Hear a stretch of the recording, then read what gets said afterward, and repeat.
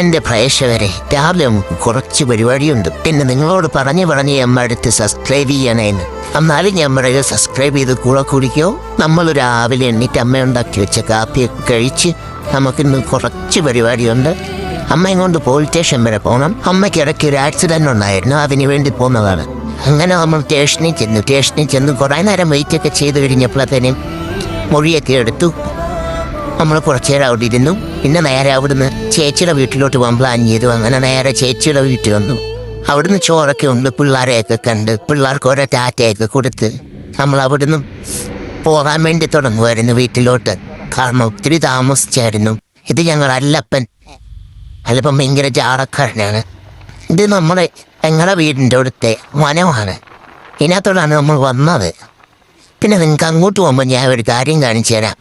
അയ്യപ്പന്മാർ പേട്ട സമയമാകുമ്പോഴത്തേനും ഈ അമ്പലത്തിൽ വന്ന പേട്ട തുള്ളുന്നേ. പേട്ട സീസണാകുമ്പോൾ ഞാൻ കാണിച്ചു തരാം നിങ്ങളായി. അങ്ങനെ കുറേ നേരത്തെ യാത്രയ്ക്ക് നമ്മൾ വീട്ടിൽ വന്നു. അപ്പോൾ അത്രയേ ഉള്ളൂ. Goodbye.